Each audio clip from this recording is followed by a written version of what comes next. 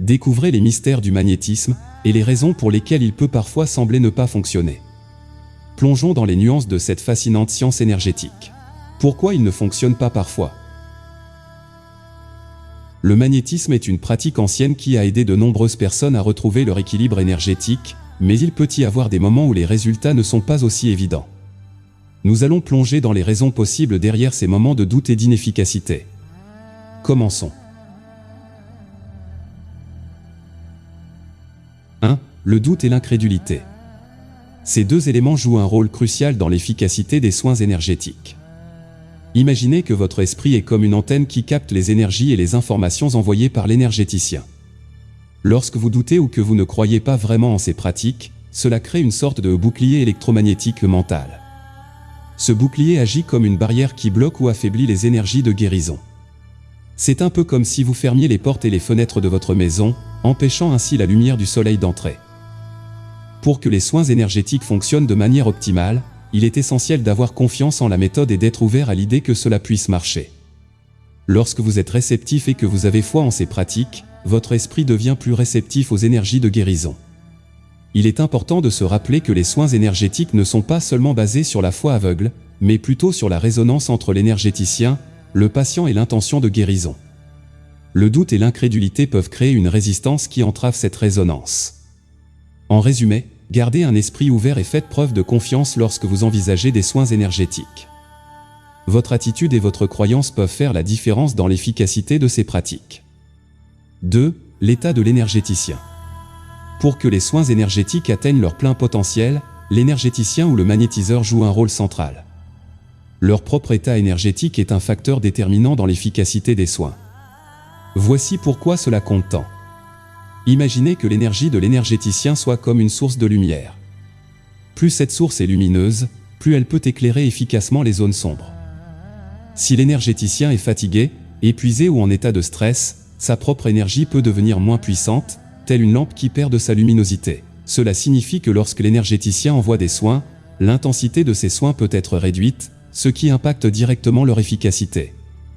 Il est donc impératif pour les praticiens de prendre soin de leur propre énergie.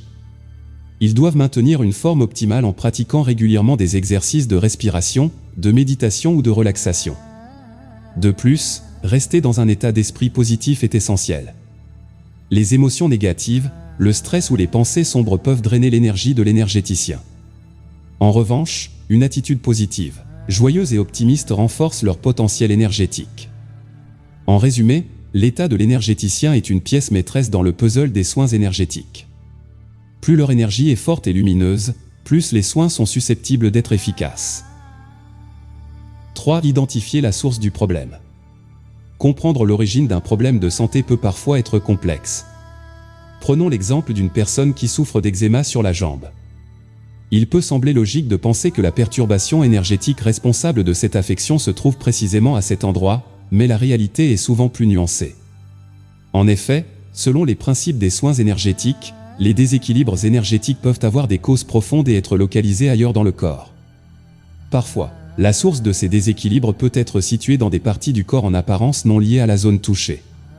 Prenons l'exemple du cerveau. Le cerveau est le centre de contrôle du corps, et les perturbations énergétiques qui y surviennent peuvent se répercuter à travers tout l'organisme. Ainsi, même si l'eczéma est visible sur la jambe, la cause sous-jacente peut être une perturbation énergétique dans le cerveau. C'est pourquoi il est souvent recommandé de ne pas se limiter à traiter uniquement la zone affectée. Au lieu de cela, une approche plus globale consiste à considérer l'ensemble du corps comme un système interconnecté. En traitant l'ensemble du corps, les énergéticiens et les magnétiseurs peuvent aider à rétablir l'harmonie énergétique à un niveau plus profond, ce qui peut être plus efficace pour résoudre le problème de santé.